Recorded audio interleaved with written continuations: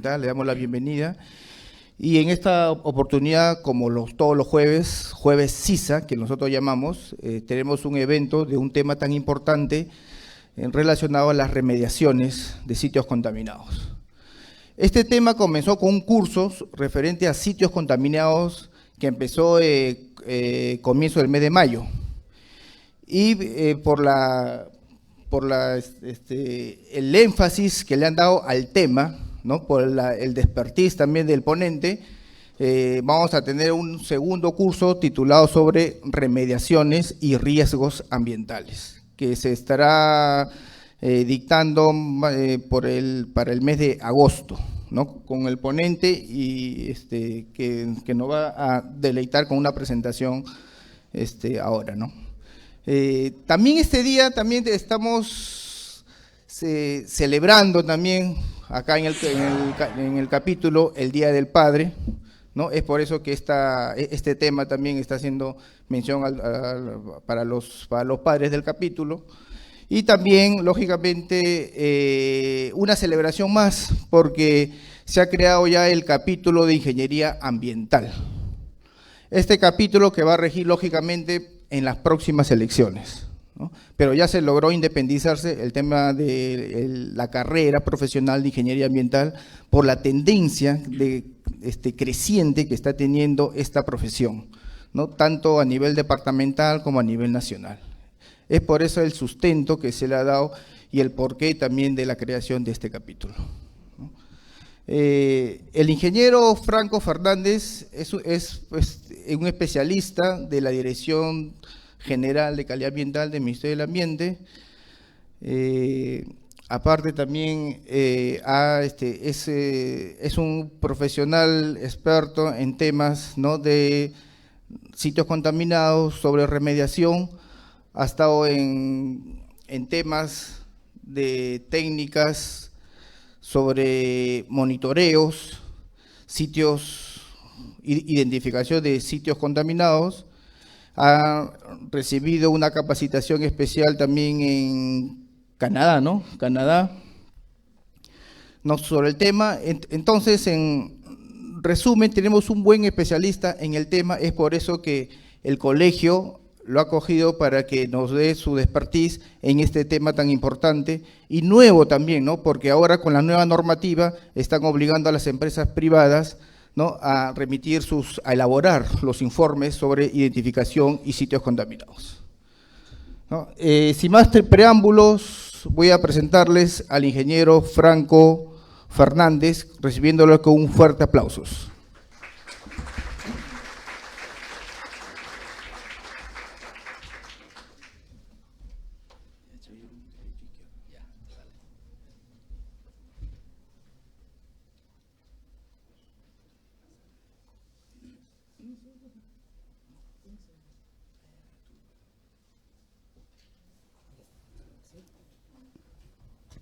¿Ya? ¿Se puede hablar?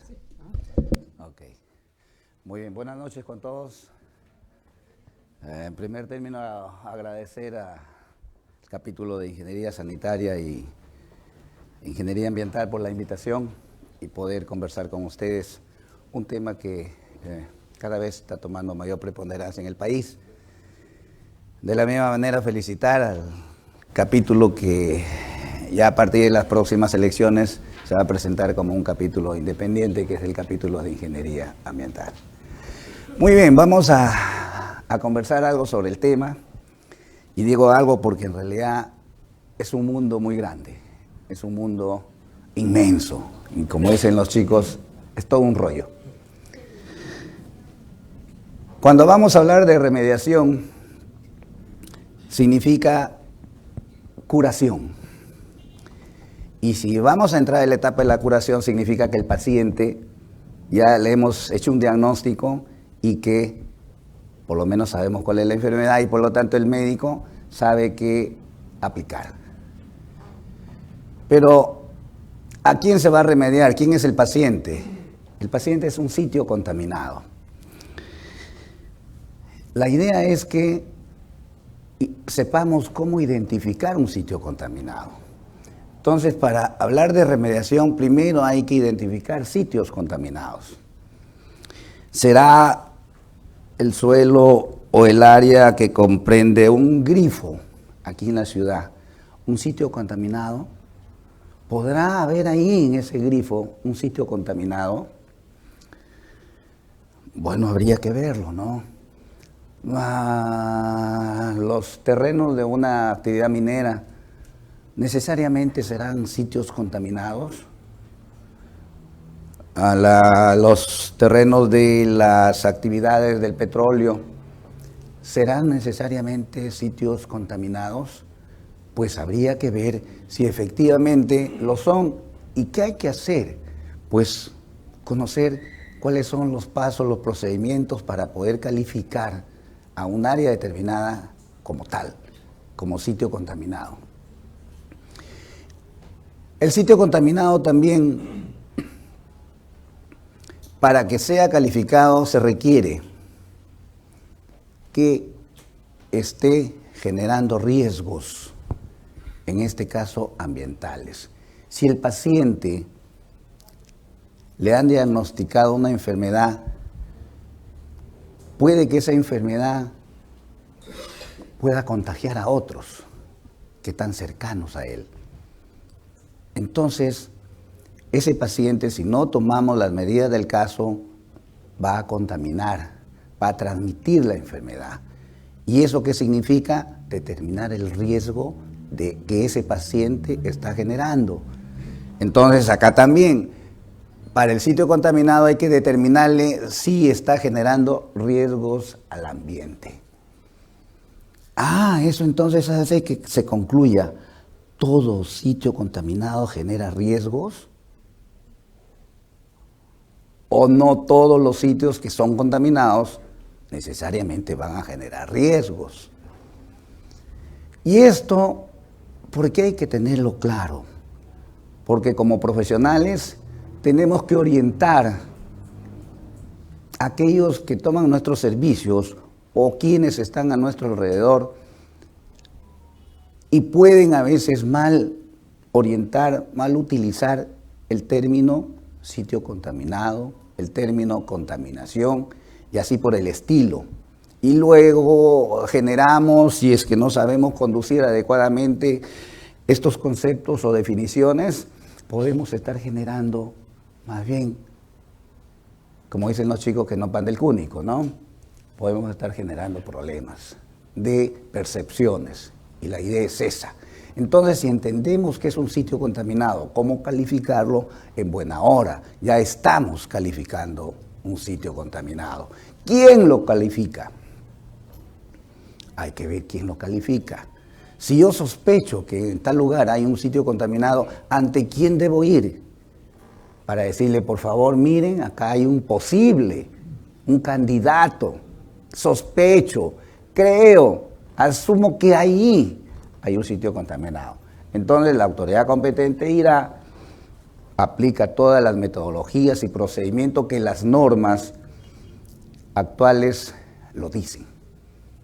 ¿De acuerdo? ¿Se va entendiendo hasta ahí? La idea es que todos lleguemos a captar esto y cuando salgamos ante quienes podamos nosotros conversar sobre el tema, lo hagamos con propiedad. Muy bien, ¿qué sigue?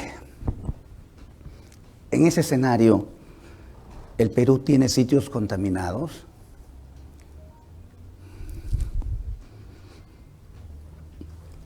A ver, vamos a revisar por ahí unas diapositivas para sacar algunas conclusiones. Si es que efectivamente hay o no hay sitios contaminados. Y si existen sitios contaminados, todos los sitios contaminados identificables estarán generando riesgos. Esa es otra parte del rollo. Entonces, vamos a ir revisando detenidamente este tema. Vamos por la primera pregunta. ¿Quién da más? Listo, revisamos algunos antecedentes. El país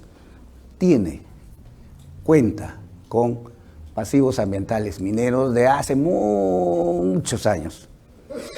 Y año a año aparece un inventario que nos indica cuántos tenemos. Hoy día, en este año, tenemos 8.448 pasivos ambientales. El año pasado habían 8.700, un poquito más. Está publicado con este tipo de normas, fácil para poder encontrarlos. Todos los pasivos ambientales serán sitios contaminados, algunos, cuantos, y esos cuantos que sean, por decirlo, calificados como sitios contaminados, estarán generando riesgos. Hay que verlo. Para poder cerrar estos pasivos ambientales, se ha creado esta empresa, que es la empresa Activos Mineros, y que de cuando en cuando el sector correspondiente, que es Energía y Minas, encarga la remediación ambiental de pasivos, de alto riesgo. Significa que Energía y Minas califica el alto riesgo, pero no lo ha calificado como sitio contaminado. En fin, ya es un pasivo ambiental que está generando riesgo. Y si está generando riesgo, entonces Energía y Minas encarga a Activos Mineros que se cierre ese pasivo ambiental. ¿Ok? ¿Qué más tenemos en el país? Pasivos ambientales de la actividad de los hidrocarburos, los PAS. Ahorita tenemos 3.457. El año pasado, o los años anteriores teníamos esta cantidad y arrancó con 156.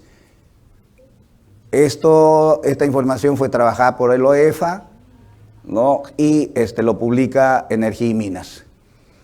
Antes, en el año 2002, Petroperú decía que habían 8.944 pozos y el OCINERMIN, que también pertenece a Energía y Minas, decía que habían 4.600 a esta fecha. Bueno, por ahí ya estamos con 3.400 ahorita. Estamos hablando de 8.000 pasivos ambientales mineros. Sumemos 3.400 de los de hidrocarburos. Ya vamos casi 10.000. ¿No? Entonces, se va incrementando el número. Bueno, para ello ya el Estado está tomando también medidas.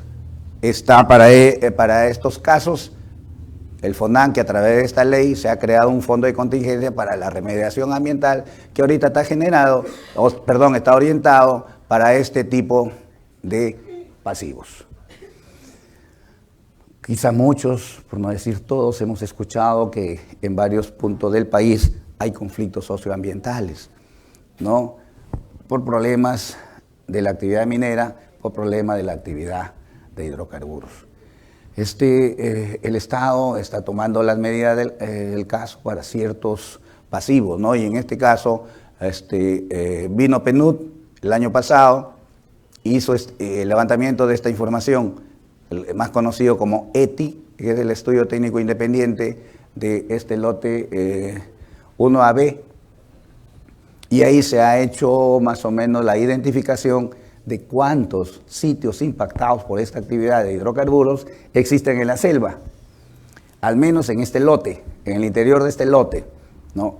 Y se está trabajando para efectos de elaborar los planes de rehabilitación, de modo que en un tiempo determinado podamos estar remediando estas áreas.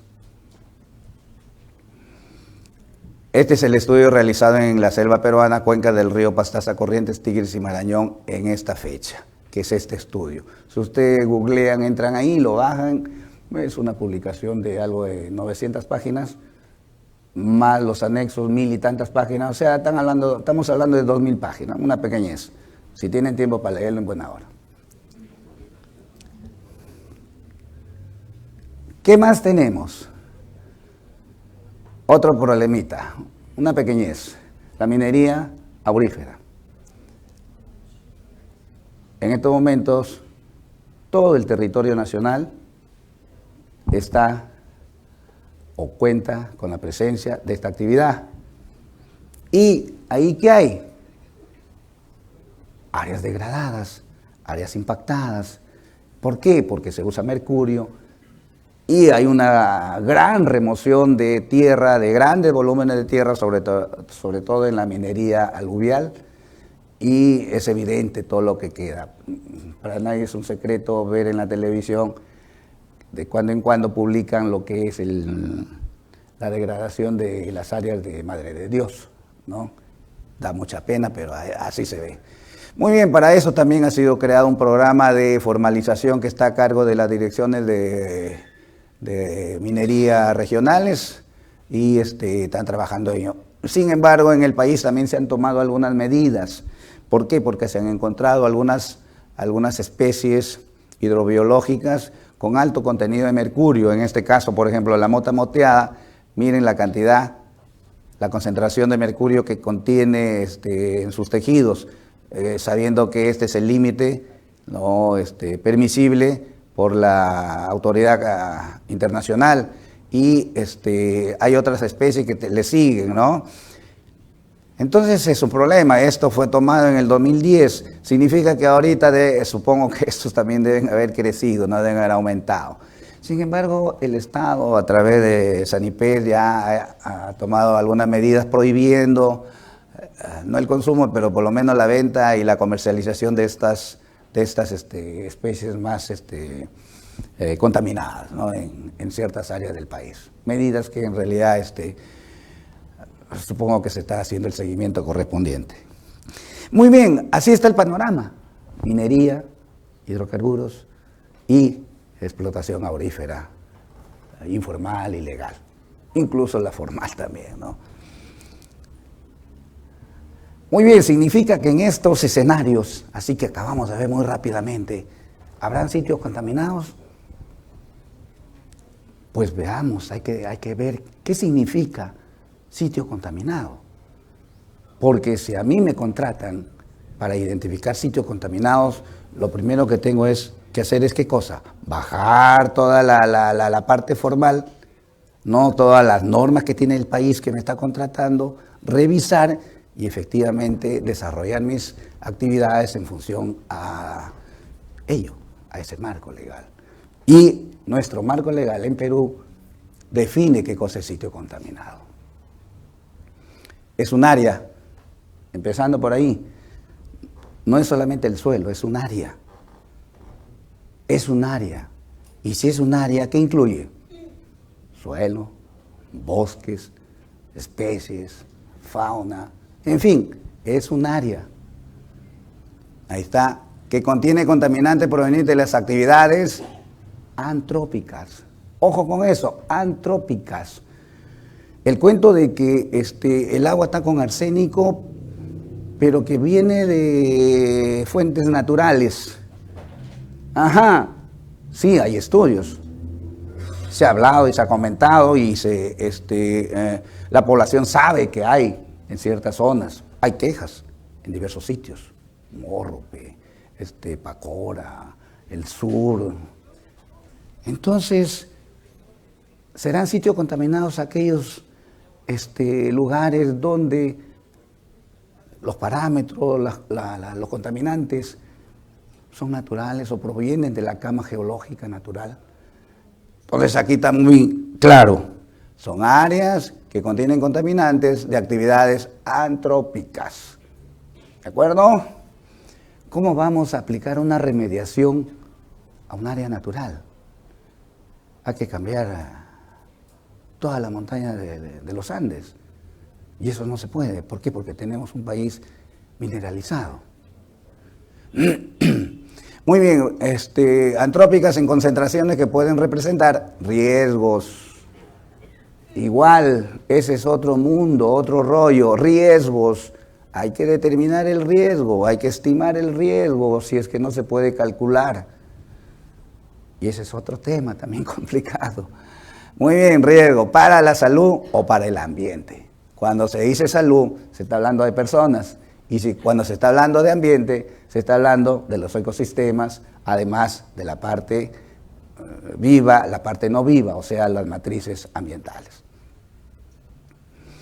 Que es debido a que superan los ECAs para suelo, recién se menciona suelo, que superan los ECA para suelo, los estándares internacionales aprobados por el MINAN o los niveles de fondo, siempre que estos últimos presenten valores que excedan dichos valores, o sea, que superen los valores de los ECAs. Además, miren, el área indicada como sitio contaminado puede comprender el área subterránea subyacente, los sedimentos y otros componentes ambientales que resulten afectados por la contaminación del suelo cuando se encuentren dentro de esta área. Vale decir, si yo tengo acá un área determinada y por ahí cruza, ¿no?, un río, una quebrada, y ese suelo está contaminado, puede, vamos a decir en términos asistenciales médicos, contagiar al agua. Puede contaminar al agua que cruza por ese suelo. Van a salir plantitas, árboles, frutos, en fin, vienen los pajaritos, las aves, comen, consumen, las vaquitas se comen el pasto, y por ahí también puede que esté migrando un contaminante hacia estas especies. Entonces, eso es lo que hay que tener en cuenta, que estas áreas pueden comprender, además, todos los componentes naturales que son parte de esta área determinada, de esta área identificada. ¿De acuerdo? Entonces, repito, es un área, pero que está contaminada por actividades antrópicas, no naturales, que superen los secas y que estén generando riesgos necesariamente. Yo encuentro un suelo que tiene, ¿qué te digo?, plomo por encima del ECA, y saco mis pancartas y comienzo a hacer protestas porque hay un sitio contaminado y está generando problemas a la salud. No es fácil decirlo. Primero hay que calificar si es un sitio contaminado y si está generando riesgos. Si no está generando riesgos, va bacán. Hay que tomar algunas medidas de contingencia para evitar que esa cosa crezca. Entonces, ojo con la definición. Seguimos. Si no hay preguntas, avanzamos nomás. Significa entonces que si tengo sitios contaminados, es posible que se requiera la remediación de ellos. No, porque a veces está la tierra sometida a algunos procesos de planificación. Por ejemplo, en las ciudades, a veces ni sabemos que han habido botaderos por años en varios lugares. Viene a veces alguna autoridad, lo cubre con tierra y lo habilita para viviendas, zonas residenciales, y comenzamos a construir y no sabemos que estamos sobre un exbotadero. Y eso puede estar generando problemas posteriormente a la salud de aquellos que habitan o habitamos en esas viviendas. Entonces, hay planificación del uso de la tierra. Ordenamiento territorial es parte de la planificación de la tierra. Las famosas ZEE, que todos los departamentos y todas las regiones están trabajando para efecto de que la planificación de su territorio sea el que más les conviene, de modo que no hayan problemas en el futuro. Ojalá todas las regiones puedan contar con ese tipo de zonificaciones, ¿no? Entonces, hay que ver si amerita o no remediación para estos sitios contaminados, ¿no? Porque en el futuro pueden aparecer algunas normas de esa naturaleza. Otra cosa que es bueno saber, es un proceso costoso, cuesta mucho dinero. Por eso es que más vale prevenir, ¿no?, que remediar. Evitemos entonces la contaminación. Además de ser costoso, es complicado. Bueno, complejo, más que complicado. Bastante complejo. Hay que conocer de todo. Ahí está Araceli, que está por acá presente, está nuestra geógrafa conocidísima, está nuestra ingeniera química, ¿no? Y ¿saben qué? Ellos saben perfectamente que para poder abordar la remediación, alguien decía que se necesita 100 años de experiencia para poder hacerlo bien. Pero ¿quién llega a tener 100 años de experiencia? Obvio. Pero sí puedo armar un equipo de 10 profesionales con 10 años de experiencia. El mensaje es que este trabajo se hace en equipo. Se necesitan varios profesionales, evidentemente que tengan experiencia. Porque hoy día remedio y a los 5 años otra vez está el problema. Varios pasivos ambientales han sido cerrados y otra vez están generando problemas, ¿no? Entonces, en lo sucesivo, estas remediaciones deben estar ligadas con la sostenibilidad, amarradas de alguna manera.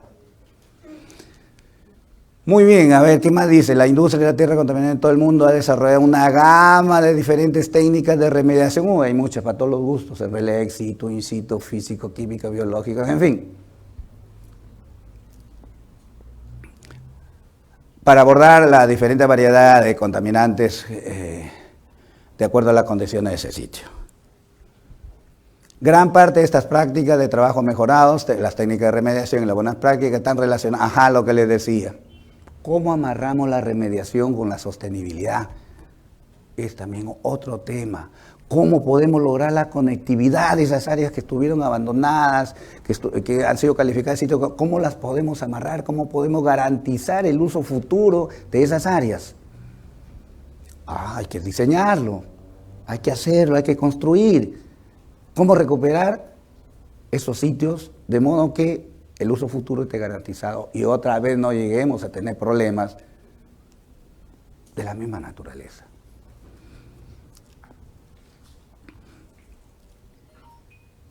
Sostenibilidad con el contexto de la remedio y cómo puede medirse es extremadamente importante.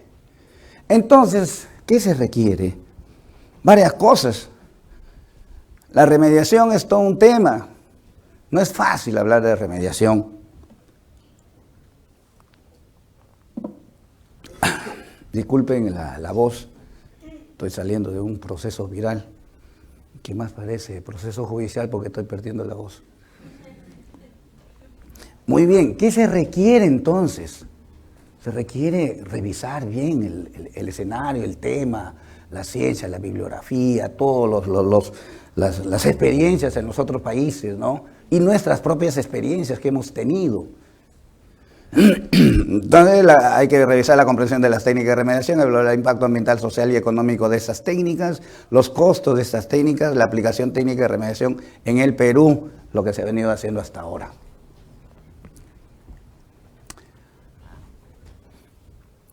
¿Podemos hacer remediación en el Perú? ¿Existe ya un marco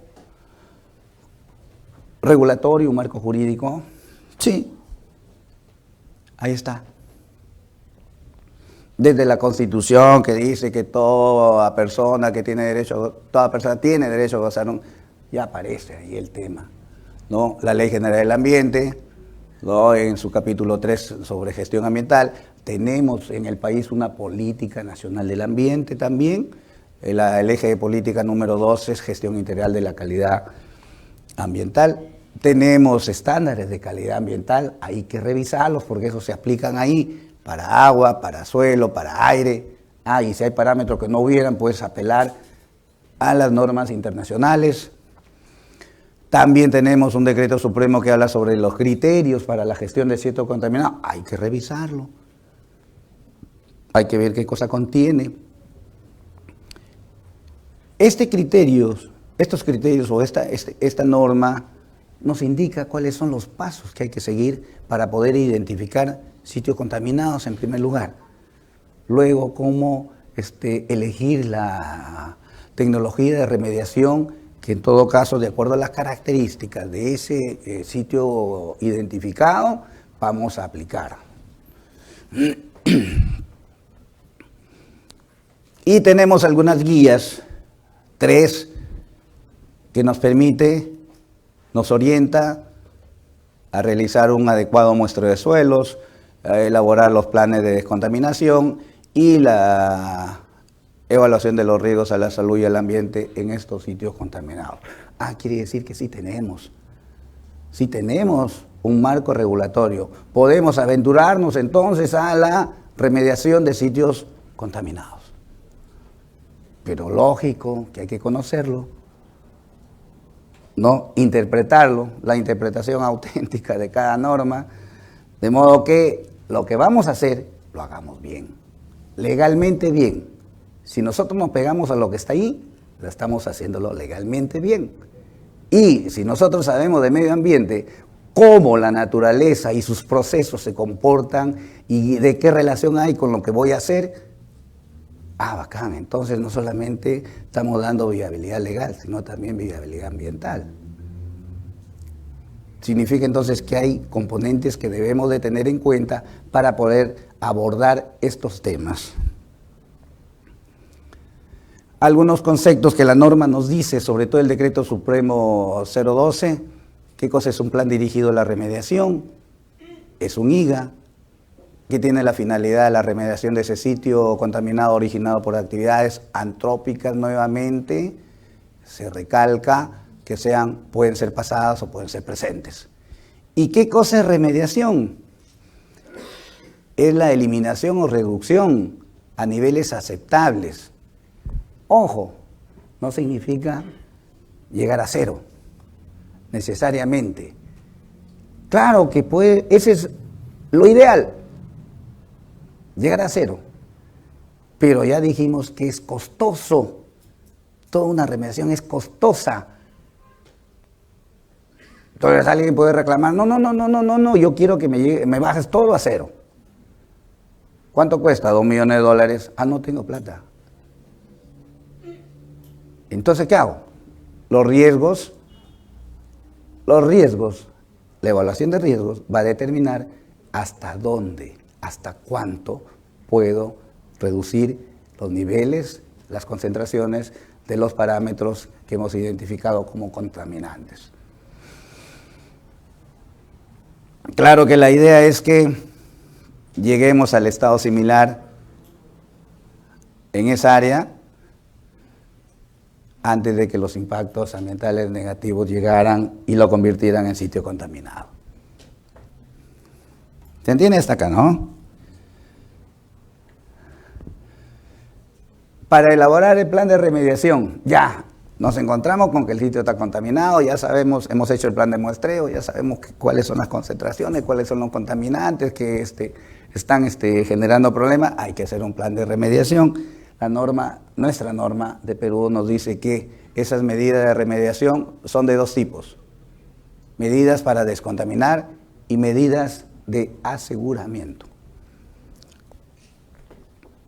No todo, dependiendo de las condiciones del sitio contaminado que hemos encontrado, hay que descontaminar.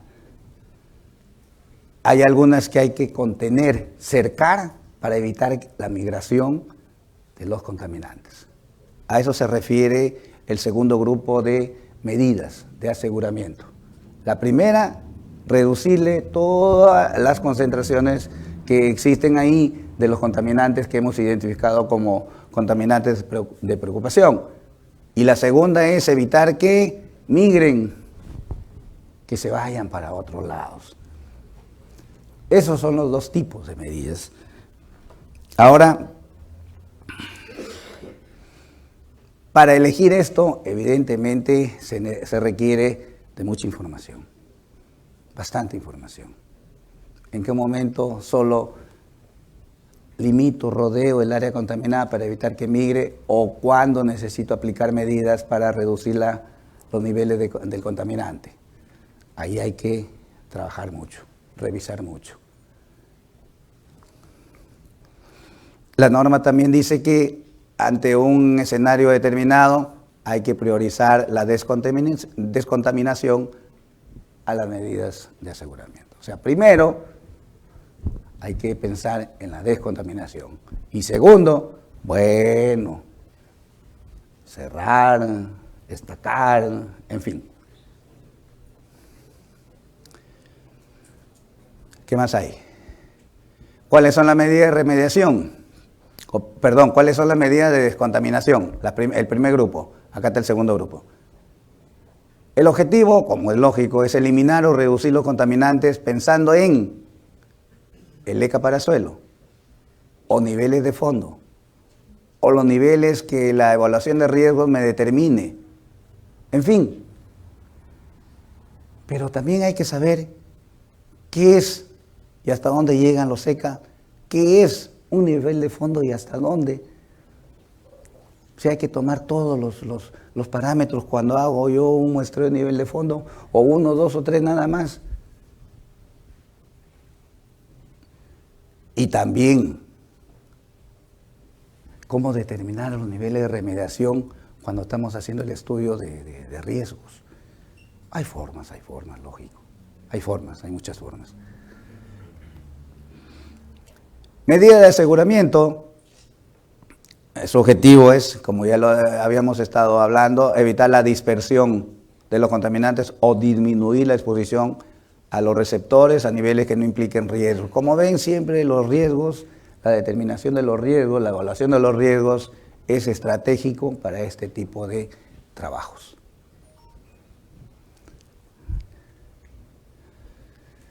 Tecnologías de remediación, hay bastantes, hay varias, pero no sé cuánto tiempo he dado. ¿Se puede avanzar? ¿Sí? ¿Tiene otro precio?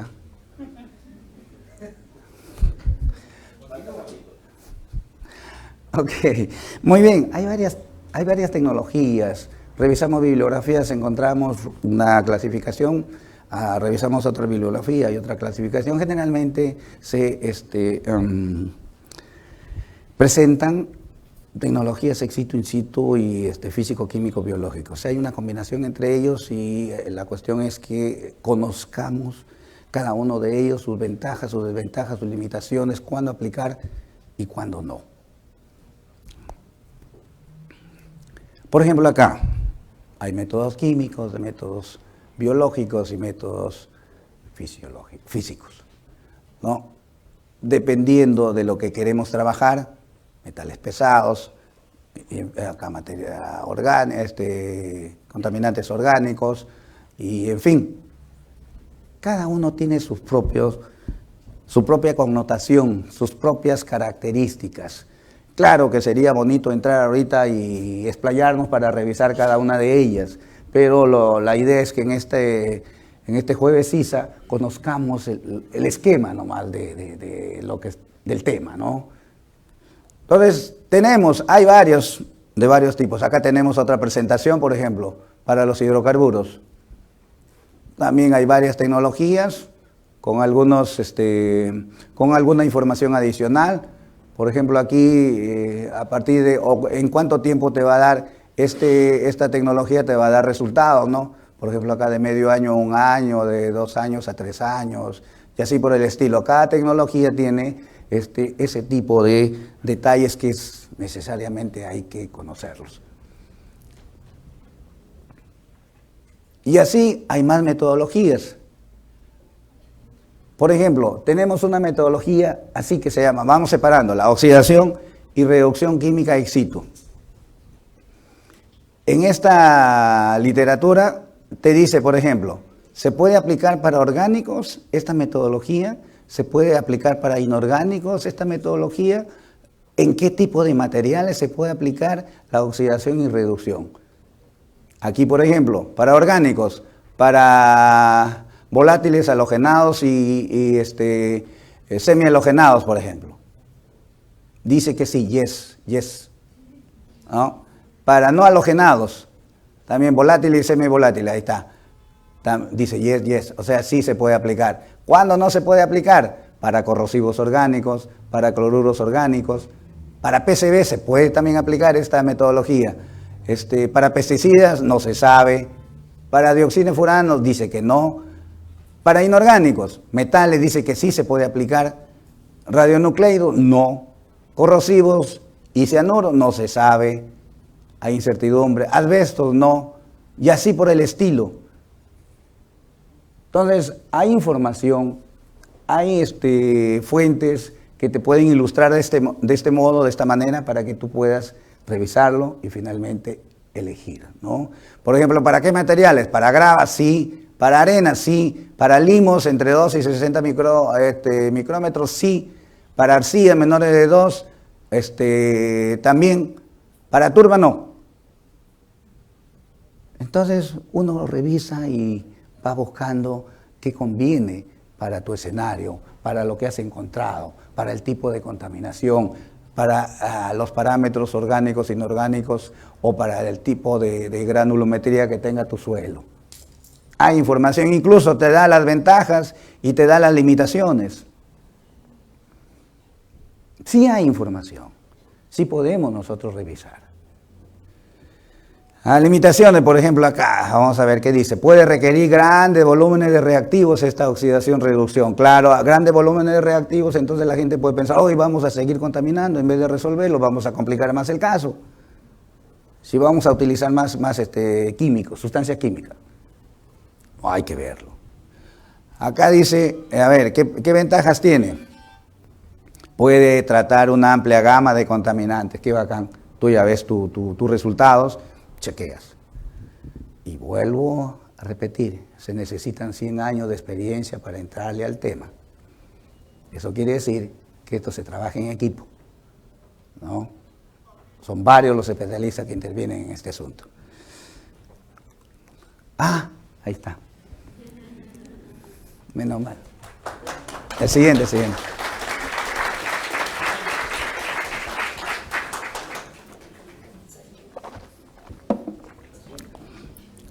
Bueno, hoy día va a haber paga doble porque voy a exponer la siguiente parte. Preguntas, por favor, con toda confianza. La idea es que vayamos entendiendo el tema y cuando leamos, escuchemos alguna noticia de una remediación, cuando hablemos el tema de sitios contaminados, tengamos siempre presente lo que estamos conversando hoy día. Número 2, pues. Los dos tienen el mismo título.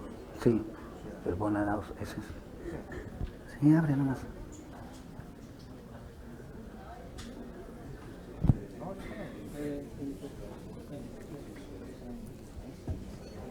Muy bien, lo que vamos a ver en este segundo grupo de diapositivas es el tema cómo hacer la evaluación de riesgos. Si ya hemos identificado un área y está calificada como sitio contaminado. Entonces, como hemos visto en varias diapositivas, el tema de los riesgos es inherente a este proceso. Por lo tanto, hay que tener una idea de hasta dónde llega el alcance del uso y la aplicación de los riesgos ambientales o a las personas. ¿Se puede? Arrancamos igual.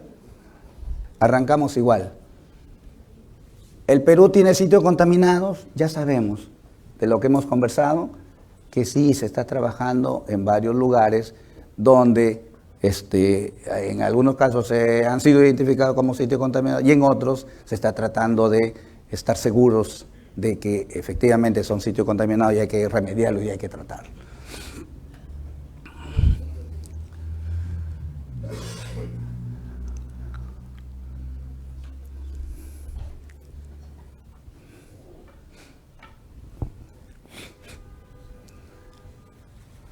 Yo pensé que esto pasaba nomás en mi oficina. También pasa acá. Sí, pues.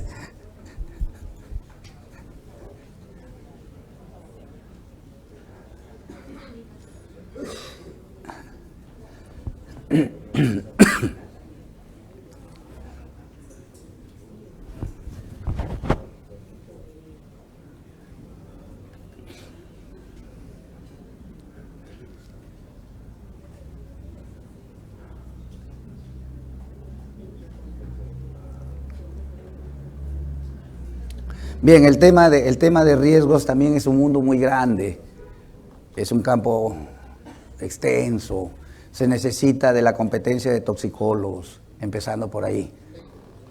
No, se necesita de la competencia de químicos, empezando por ahí. Se necesita de la competencia de biólogos, se necesita de la competencia de ingenieros ambientales, se necesita de la competencia de, bueno, yo soy agrícola, de agrícolas. Y en fin, se necesita en realidad la competencia de varios profesionales. Gracias, muchas gracias. Muy bien, empezamos con la pregunta de siempre. Y lo que nos compete ahorita es ver si efectivamente los sitios que ya hemos identificado están generando riesgos. Y para eso también hay información. Perú tiene, como ya hemos visto, una de las 3 guías, es la guía para evaluación de riesgos a la salud y al ambiente. Tenemos entonces por lo menos una herramienta que nos guíe y nos oriente cómo poder elaborar o cómo poder estimar o cómo poder calcular el tema de los riesgos. Tenemos problemas ambientales, ya lo dijimos que Perú desarrolla actividades de minería, de hidrocarburos y el tercer componente, que es el de la minería aurífera ilegal, informal. Este genera pasivos, este también genera pasivos, también está generando pasivos que son áreas degradadas, y también las operaciones que además que son fiscalizables y están siendo supervisadas, a veces se encuentran parámetros que están por encima de lo permisible. Entonces, ahí la autoridad competente, la autoridad fiscalizable tiene que actuar. No sé, se le multa, no se le multa, qué sé yo, pero ellos tienen su propio procedimiento y tienen que hacerlo. De todos modos, para salvaguardar, 1, el medio ambiente, y 2, el cumplimiento de su trabajo, porque si están viendo que están contaminados y no aplican lo que debe aplicar, pues evidentemente no está haciendo bien. Ya sabemos que es un sitio contaminado, ya lo hemos revisado, ¿de acuerdo? Es un área que contiene contaminantes por las actividades antrópicas que pueden generar riesgos. ¿De acuerdo? Ya está, ya lo hemos visto también, hay un marco regulatorio. Ahí está, los riesgos ambientales. Para que exista un riesgo ambiental, deben haber 3 componentes. Debe haber una trilogía. Si no están los 3, no hay. Existiendo esos 3, podemos empezar a hacer la evaluación. Que haya una fuente contaminante. ¿Se entiende? Que existan vías de exposición. Porque si existe una fuente contaminante, de acá van a salir y van a migrar contaminantes que van a elegir su vía de exposición preferida, favorita. Puede ser el aire, puede ser el agua, puede ser el suelo. Si son contaminantes orgánicos que tienen elevada presión del vapor, su constante de Henry alta, ¿cuál sería su vía de exposición? El aire, porque esos se van para arriba, ¿no es cierto? Presión del vapor los empuja para arriba. Entonces, esa es la vía de exposición. Si hay un contaminante que tiene un alto grado de solubilidad acuosa, ¿cuál será su vía de exposición? El agua, pues evidentemente, ¿no? La lluvia entra al río, se va, se infiltra, llega el agua subterránea, en fin, es todo un mundo complejo. Entonces, por eso es que hay que hacer ese análisis, esa revisión. Y hay que mirarse de receptores. Porque si existen solamente una fuente y existen receptores y no hay vías de exposición, no hay riesgo. Si existe la fuente contaminante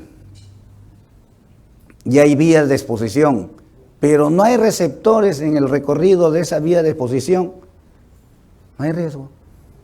Deben estar los 3 presentes, necesariamente. ¿Qué cosa es riesgo? Es la probabilidad o posibilidad de que un contaminante pueda ocasionar efectos adversos a la salud humana en los organismos que constituyen los ecosistemas o en la calidad de los suelos y del agua, en función de las características y de la cantidad que entre en contacto con los receptores potenciales. Claro, que entre en contacto, pero si no hay receptor, no hay contacto. Si no hay receptor, perfecto, solamente hay dos componentes. Entonces, hay un riesgo mínimo, por no decir que no existe. Entonces es importante tener en cuenta este concepto. En seguridad solamente se necesitan dos componentes, nada más. El riesgo por seguridad requiere dos componentes. El riesgo por temas ambientales necesita tres componentes. Grábense eso.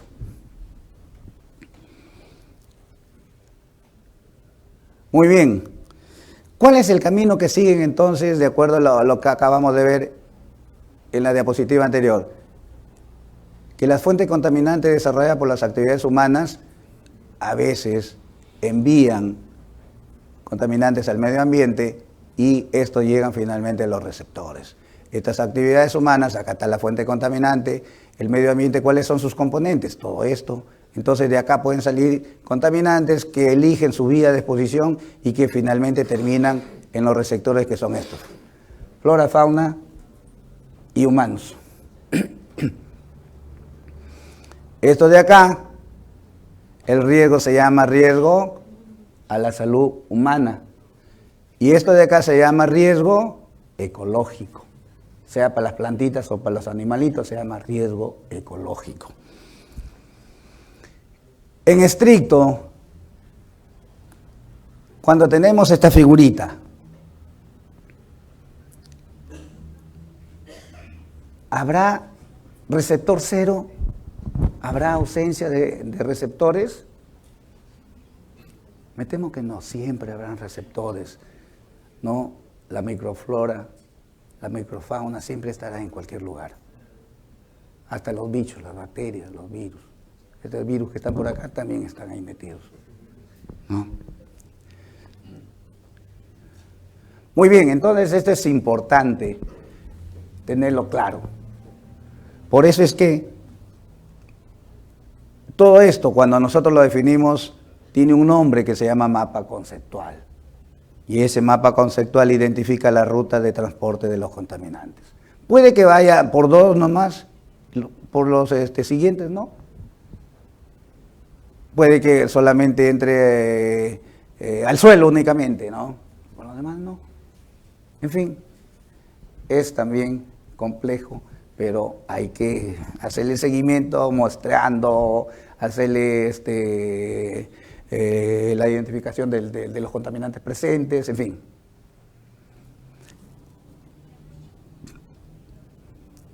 Nuestra guía, ERSA, la que tiene el país, dice que hay que seguir estos 4 pasos básicos para poder llegar a determinar la evaluación del riesgo. Definir el problema, evaluar la toxicidad, evaluar la exposición y luego la caracterización del riesgo.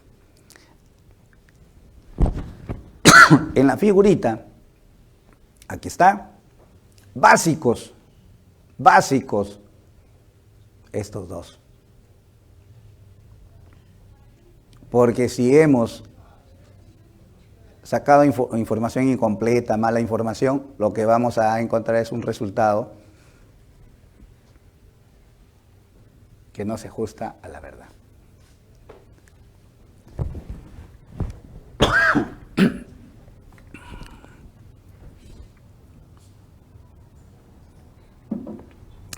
Entonces son 4 componentes para poder lograr la caracterización del riesgo.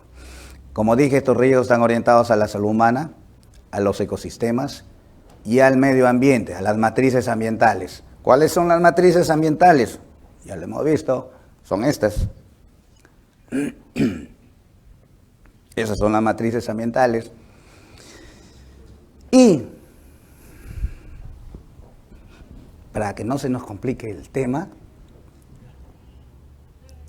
este cociente de peligrosidad es el que se va a usar para todo, casi para todo. ¿Y qué cosa es el índice, el cociente de peligrosidad? Es lo que encontremos acá, dividiéndolo entre lo que hemos encontrado acá. Vale decir, es la exposición sobre la toxicidad. Básico, esa es la base. Claro que en el camino el numerador se nos va a complicar con una formulota grandota. Claro que en el camino el denominador se nos va a complicar y aparece una formulota grandota. Pero el fundamento es este, dividir, relacionar estos dos componentes.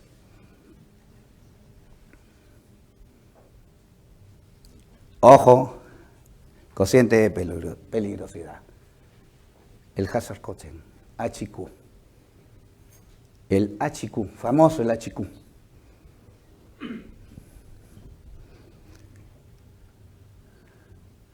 Y ahí está, el HQ. El HQ aquí, el HQ aquí, el HQ aquí.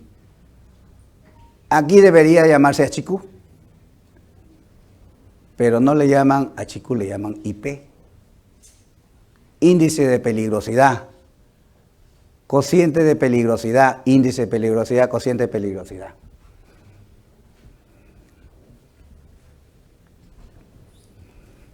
Como ven, el HQ, un numerador y un denominador, un numerador y un denominador, un numerador y un denominador. Acá nomás cambia, son dos factores. En el numerador está, ¿qué cosa? La exposición. En el numerador, ahí está la concentración de exposición, la concentración de la exposición, la concentración de la exposición, la concentración de la exposición, en todos. Entonces sí se puede aprender, sí se puede entender. Como repito, a veces el numerador es tan complejo, bueno, hay que echársela a buscar cómo conseguirlo. El denominador también es tan complicado buscarlo, encontrarlo a lo que estamos estudiando y se nos complica más. Muy bien, aquí utilizan esta concentración multiplicada por un factor dependiente de cáncer porque esto es para cancerígenos y este es para contaminantes no cancerígenos, teratogénicos, en fin. Entonces, sabemos cómo poder relacionar lo que hemos dicho, lo que hemos dicho aquí.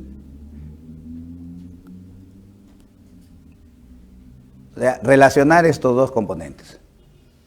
Relacionar la información que nos arroje tanto la exposición, o sea, la concentración a la que estamos expuestos y la toxicidad que generan los parámetros de esas concentraciones de exposición.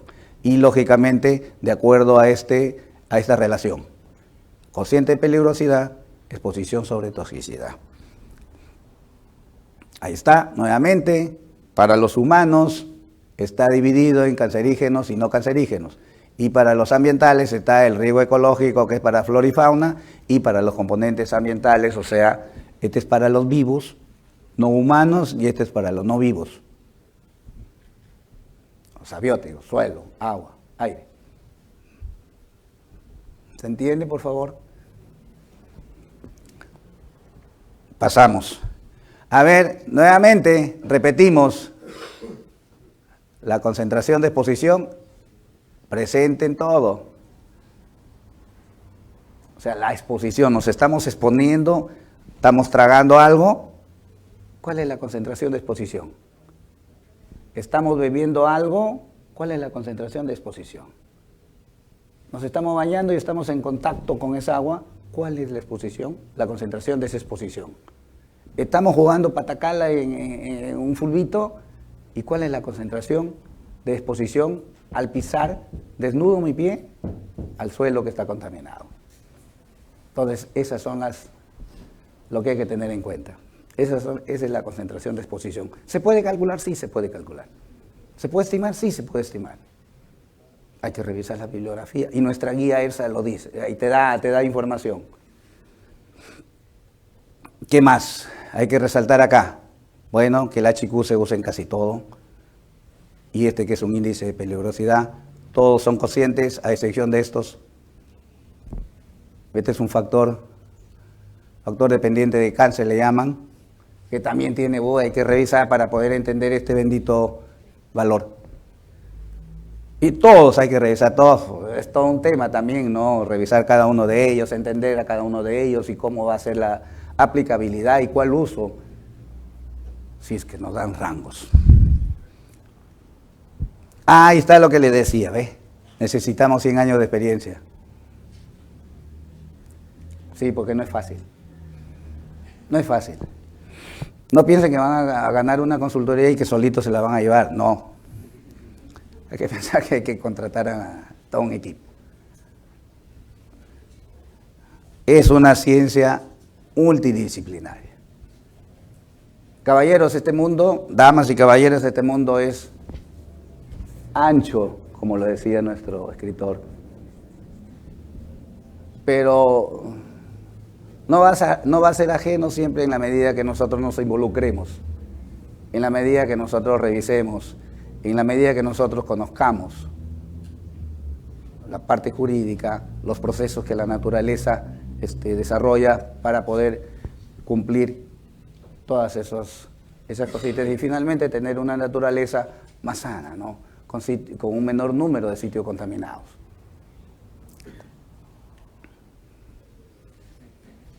Muchas gracias, muy amables.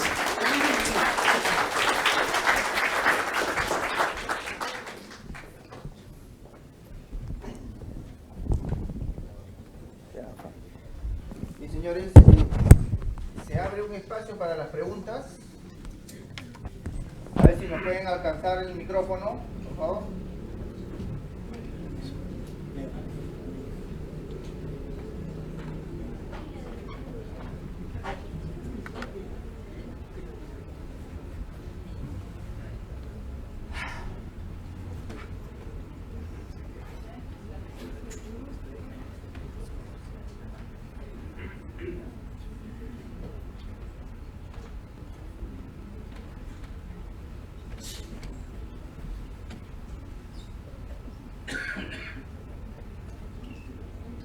¿Qué pasó con el micrófono? ¿Se quedó sin batería?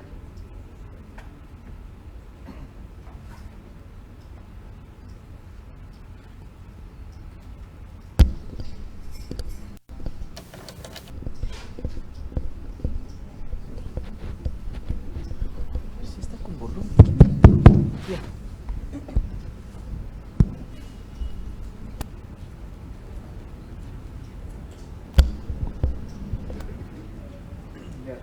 Por favor. Buenas noches. Buenas noches, ingeniero, mucho gusto. Existe una harta incertidumbre con respecto a los factores dependientes de cáncer de los compuestos orgánicos.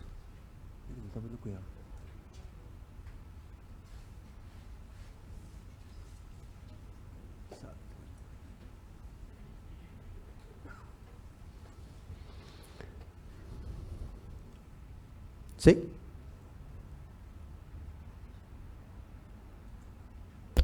Existe una alta incertidumbre con respecto a el factor dependiente de cáncer sobre todo para las fracciones de hidrocarburo de F2 y F3 relacionadas con el riesgo cancerígeno. Existen datos para fracciones F1 con factores de riesgo unitario y factor dependiente de cáncer para lo que es el benceno, que simularía o llevaría el cálculo para F1. Pero con respecto al benzopireno o al antraceno, que son representantes de las fracciones F2 y F3, hay una cierta deficiencia en la bibliografía o en los datos o en los estudios que se han realizado para determinar los factores dependientes de cáncer y los factores de riesgo unitario y con esto calcular el riesgo cancerígeno. Este se ha convertido como en una limitante. ¿Qué hacer ante este escenario donde, si bien se sabe que las fracciones de hidrocarburos pueden llevar a presentar escenarios de riesgo cancerígeno, pero no hay estos datos, no se encuentran estos datos en la bibliografía. ¿Hay en Perú esa bibliografía o conoce usted de otra bibliografía donde se pueda tomar esta data? Se contesta inmediatamente. Ok. Ok. Muchas gracias por la consulta. En realidad, gracias por la consulta. En realidad, como dijimos hace un momentito, no solamente se necesitan 100 años de experiencia, y creo que se necesitan 100 años de investigaciones. Se necesitan 100 años de estudios de los problemas. Y para nadie es un secreto que el hemisferio norte nos gana en ciencia, en investigaciones y en mucha información. Y que nosotros todavía estamos en pañales. Entonces este es un reto porque debemos también elaborar, de acuerdo a nuestra propia problemática, nuestros propios índices, conforme hemos visto, ¿no?, en las últimas 2 diapositivas, lo que se requiere y lo que se necesita. Tal vez la concentración de exposición se puede estimar, acercarnos mucho a la verdad.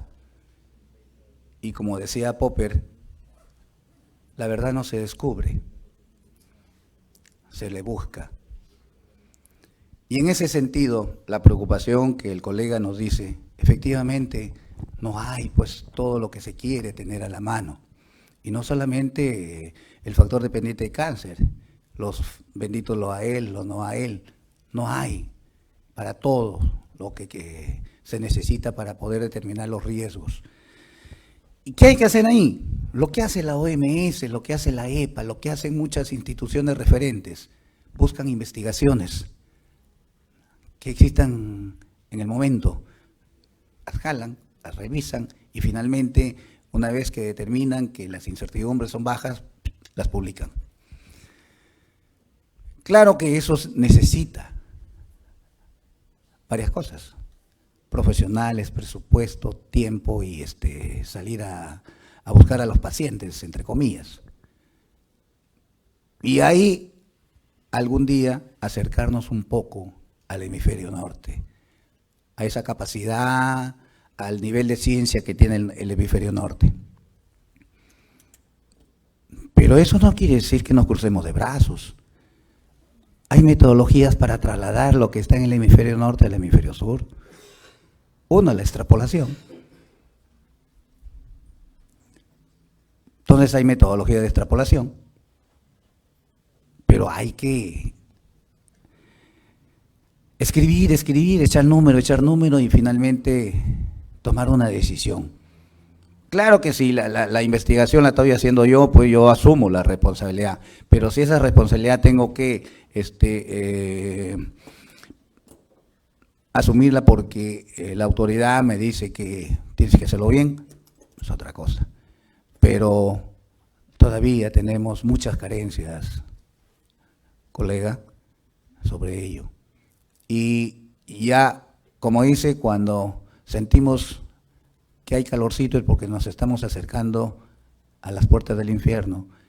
Y cuando empezamos a hacer investigaciones, en realidad a veces se siente calor, y bastante calor. Entonces, hay que ver la forma de cómo superar ese problema. Pero siempre van a haber incertidumbres, siempre.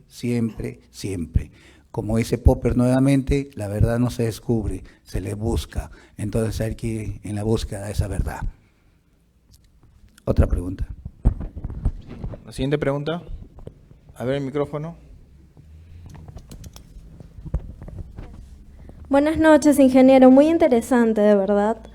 Quería hacer 3 preguntas. La primera es sobre la remediación. Quería saber si necesariamente se tiene que hacer un tratamiento físico, químico, biológico, porque muchas veces lo que se hace cuando son derrames pequeños es simplemente hacer una limpieza del suelo contaminado, se lo llevan y traen nuevo sustrato. Quería saber si eso se le puede llamar remediación o sería simplemente una limpieza. Mi segunda pregunta es si existe alguna diferencia entre los términos descontaminación, remediación y rehabilitación, porque muchas veces se usan de manera intercambiable. Y mi tercera pregunta es, si uso un tratamiento, quería saber dónde puedo encontrar todas esas características que usted mencionó sobre... Yo creo que aquí se termina todo porque son 3 preguntotas bien grandotas. Muy bien, gracias por la pregunta, disculpa la broma. En realidad, el cambio de suelo, si revisamos nuestra norma, el cambio de suelo está prohibido. O sea, no hay que extraer el suelo contaminado y lo cambio por uno nuevo. Pero la norma dice, salvo que esa extracción del suelo, ese retiro del suelo contaminado, sea parte de un proceso de remediación. Vale decir, si yo lo extraigo, lo llevo, le doy una lavadita por allá y luego lo traigo y lo repongo, no está prohibido retirar el suelo de ahí. ¿Ok? En segundo lugar, descontaminación, rehabilitación y remediación efectivamente genera ciertas confusiones. Pero en nuestras guías aparece allí en el glosario algunas definiciones que ayudan a entender el tema. La descontaminación, retirar el contaminante con alguna tecnología, ¿no?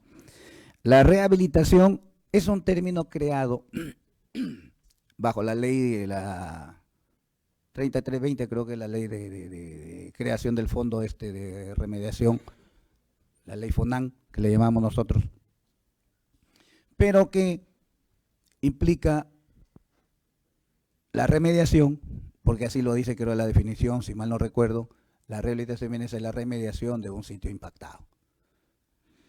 Y la remediación es lo que hemos visto, que implica estos dos tipos de medidas, la descontaminación y la contención. Suena así medio confuso, pero si revisamos las guías, ahí el glosario, separamos, detractamos, lo leemos, lo escribimos 50, 100 veces en el cuaderno como nos daban tarea en el colegio, se nos va a ir quedando. Bibliografía, sí hay bastante, menos mal, pero repito, la del hemisferio norte, pero hay que utilizarla, Nuestra guía, por ejemplo, ERSA, habla del ecotox, habla de los benchmark, habla de otras fuentes, hay también el Petrotox, hay algunos modelos como el RBCA, el famoso Rebeca, hay información que tiene la EPA, ¿no? Ecotox, por ejemplo, es una base de datos que tiene algo de 900.000 valores referidos a flora y fauna. O sea que por ahí hay alguito. Y ese Ecotox, menos mal que es de acá, del hemisferio, no, sigue siendo el hemisferio norte, de Estados Unidos, de la EPA. Sí hay que buscarla, Aquel que tenga interés, podemos hacerle llegar algunas rutas, para algunos links para que en todo caso puedan revisarlos y encontrar la información que están buscando.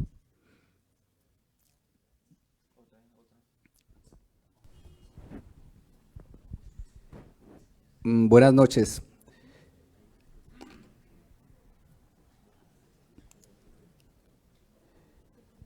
Como usted mencionaba, mucha investigación científica existe en el hemisferio norte.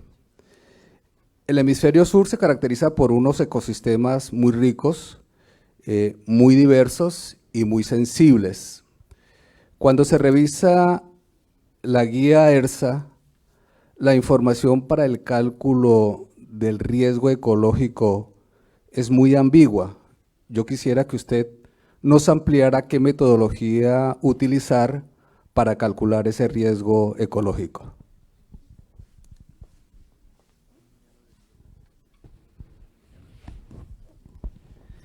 Bueno, el investigador, el profesional tiene que echársela a buscar, ¿no?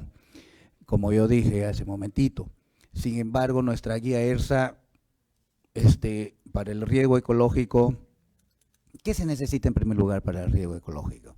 Si nos acordamos, numerador, denominador. Numerador va la concentración de exposición y en el denominador van los lo a él y los no a él. Cualquiera de ellos dependiendo de lo que queremos nosotros buscar. Con el numerador no hay mayor problema, porque tú lo puedes determinar con todo lo que EPA ha publicado y todo ese detalle. Y hay varias formas. Con el denominador es el tema. El tema es con los lo a él y los no a él. Porque si nosotros estamos aquí, por decirte, en el norte, y sabemos que el ganado consume algarroba, fruto del algarrobo,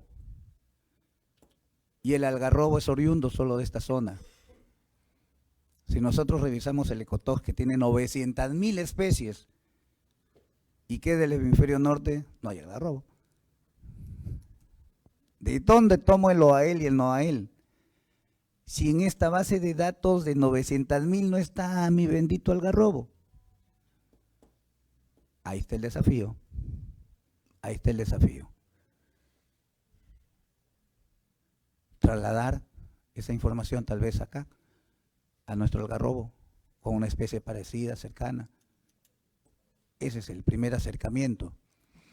El segundo es que laboratorio, investigación, y nada más que investigación.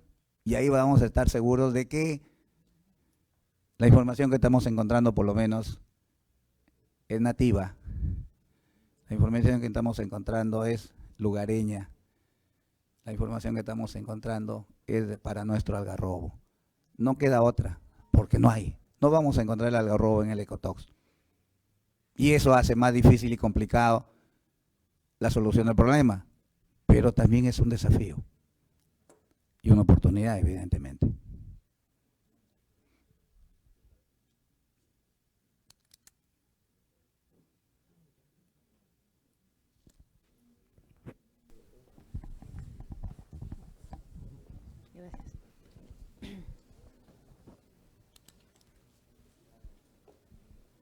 Buenas noches. Mi pregunta es la siguiente. Ya, bueno, todos aquí estamos conscientes de que he hablado sobre la remediación en general. Sin embargo, quisiera preguntarle específicamente sobre la biorremediación.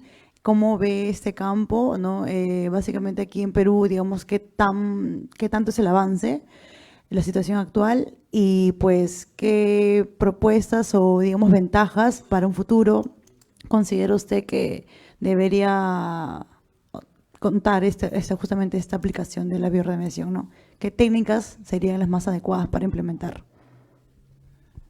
Gracias por la pregunta. Efectivamente, la biorremediación se convierte en una tecnología, ¿no?, para este tipo de trabajos y puedes utilizar, apelar, hay varias, dentro de este paquete de la biorremediación hay varias técnicas, ¿no? Usas los bichitos o usas especies vegetales, ¿no? A mí me tocó ser un tiempito director de los pantanos de Villa, que están acá en Chorrillos. Absorbe contaminantes. Hicimos un estudio con el IPEN para que a través de radioisótopos se pudiera determinar cuáles eran los parámetros que eran absorbidos por estas plantas. Y efectivamente sí se encontraba. Lógicamente en diferentes concentraciones en la raíz, en el tallo y en las hojas, cosa que así se distribuye en la naturaleza. En árboles frutales igualito, hay toda una proporcionalidad. No es uniforme la distribución del contaminante al interior de una planta, de un árbol, ¿no? Se va distribuyendo y va apareciendo en diferentes cantidades en uno y otro. Pero la biorremediación existe como una tecnología es todo un paquete de varias tecnologías, se utiliza para diferentes contaminantes, mayormente orgánicos, pero también para los inorgánicos, para los metales, ¿no? Entonces, sí, es una tecnología presente. El tema es cómo cerrar el ciclo. Entonces, para seguir con el tema de Pantano de Villa, cosechábamos la totora. ¿Y qué hacer con eso? Se supone que ahí están los contaminantes. Porque no teníamos plata, lo volvimos a usar como capa de caminos para proteger la humedad. Vale decir, lo estábamos haciendo reciclar al contaminante. Entonces no estábamos aplicando ninguna biorremediación. No eliminamos, siempre había ese ciclo que no nos permitía ir depurando los contaminantes de ahí. Pero si nosotros usamos plantitas, hay que pensar, después de la cosecha, ¿qué hacer con esas plantitas? Incinerar, disponerlo en algún relleno, esa es la etapa que falta rematar en la tecnología de biorremediación. Gracias.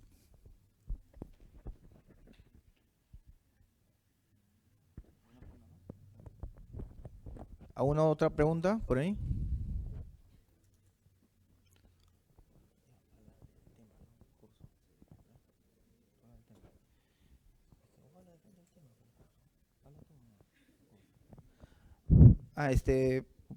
Como había mencionado en el inicio, se va a aperturar un curso que lo va a dictar el ingeniero Franco Fernández sobre el tema de remediación, ¿no?, de sitios contaminados y riesgos. Más bien, si nos puede deleitar, digamos, de qué temas, cuál sería el programa, ¿no?, importante para que conozcan acá el público. Muchas gracias, ingeniero Alba. Bueno, sobre este evento que queremos desarrollar, vamos a incluir todos los tópicos, a profundizar en realidad los tópicos que hemos visto en estas diapositivas de hace rato, y brindar todo no solamente a profundidad los detalles, sino todas esas fuentes bibliográficas que en realidad este escenario necesita, ¿no? Porque como es un mundo bastante complejo, bastante grande, se necesita conocer las fuentes bibliográficas, a dónde recurrir, y si no, a investigar. Y ese es uno de los retos y los desafíos de las universidades y los profesionales que todavía están jóvenes como yo, como para poder hacer las investigaciones del caso, ¿no? Ahora, generalmente en este tema se acostumbra a hacer algunos talleres, ¿no? Ensayar cómo elaborar una ERSA, una evaluación de riesgos, por ejemplo, cómo identificar sitios contaminados. Son talleres que nos va a permitir tener una idea más en detalle de este curso que se piensa desarrollar. Se está como fecha tentativa considerando para el mes de agosto, ¿verdad? Para el mes de agosto, y lógicamente el capítulo se encargará de hacer la difusión correspondiente. Además, este curso contará con la presencia de otros especialistas que permitirán reforzar los conocimientos que este curso necesita. Bien, ingeniero Fernández. A continuación vamos a invitar al ingeniero Marco Ramírez Chávez, quien es el presidente del capítulo de Ingeniería Sanitaria y Ambiental. Si se puede acercar, ingeniero. Fuertes aplausos, por favor, para recibir a nuestro presidente.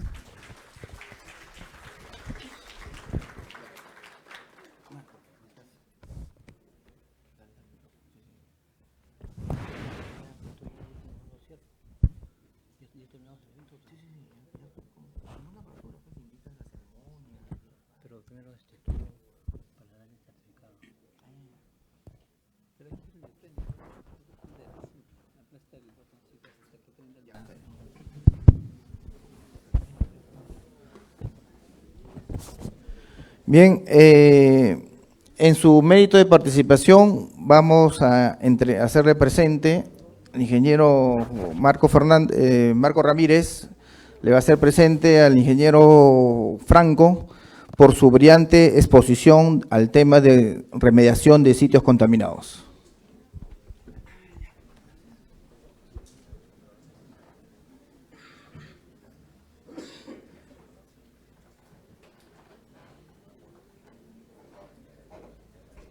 Fuertes aplausos, por favor.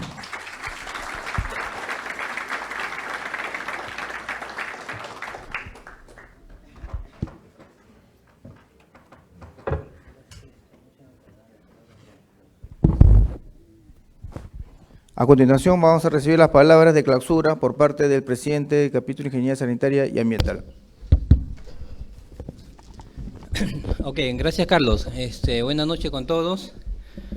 Para mí es un honor estar hoy en esta conferencia y cierre de este evento. No, en primer lugar, yo en este instante estoy teniendo consejo directivo del Consejo Departamental de Lima, por eso que no he podido acompañar todo el evento, pero sí he estado atento a este evento, ¿no? Dentro de las actividades de nuestro capítulo, uno de los eventos muy significativos y que hemos sido reconocidos fue la Semana de la Ingeniería. Hemos realizado el Foro Internacional de Residuos Sólidos hace muy poco. Justo acá también se encuentra el ingeniero Marco Tinoco, quien fue un moderador del evento. Y ahora hemos recibido una propuesta para hacer un segundo foro, ¿no? Y próximamente lo estamos coordinando con la Embajada de China Taipei y también con la Embajada de Alemania. Ese evento lo vamos a hacer posiblemente para la última semana de agosto o primera semana de septiembre. Y no solamente lo vamos a hacer acá en el Consejo Departamental de Lima, lo haríamos en el nuevo auditorio que en este instante ya está para la recepción de obra, sino también lo vamos a hacer en el Consejo Departamental de Piura, ¿no? A pedido del director secretario nacional del Colegio de Ingenieros del Perú. Entre las actividades que en este instante, hace minutos, el directorio del Consejo Departamental de Lima nos ha solicitado el capítulo son las siguientes. Va a haber en julio una reunión con el presidente de la República y los ministros que él convoque para que el colegio presente propuestas de plan de acción en el corto, mediano y largo plazo. Entonces, se ha conformado un comité que lo va a liderar el ingeniero sanitario Gastón Barúa, ¿no? Junto con presidentes de los capítulos del Consejo Departamental de Lima, donde nosotros tenemos el compromiso de llevar propuestas concretas al Ejecutivo y después hacer el seguimiento de los trabajos con todos los ministros y las personas que estén en ese grupo. También hemos sido encargados, ¿no? Yo propuse que todo ingeniero, y no solamente el capítulo, tenga competencias de primeros auxilios. Entonces vamos a hacer un programa muy amplio en toda esta gestión, ¿no? Que termina en 2021, para capacitar a la gran cantidad de profesionales ingenieros, ¿no? En temas de primeros auxilios, ¿no? Para que tengan ciertas competencias en su familia, ¿no? En su hogar, en su edificio, en su condominio, en su comunidad, en su trabajo. Porque es sumamente importante que, aparte de las competencias de ingeniería, también el ingeniero tenga ciertas competencias en salud pública. Luego, el día de ayer, nos hemos reunido con una directora de Cinease, y hace minutos también se ha acordado en Consejo Directivo que se active el Centro de Certificación Profesional, ¿no? Que va a estar a cargo de profesionales, ¿no? Para la certificación por competencias de todos los ingenieros. Hay ciertas carreras o especialidades que van a ser priorizadas, ¿no? Primero, la del sector salud, que bueno, seguramente saben, ingeniería sanitaria es una de ellas, pero también ingeniería ambiental y también ingeniería de industrias alimentarias y otras, ¿no? Se pretende que esta gestión que termina 2021, tengan profesionales competentes y certificados, ¿no?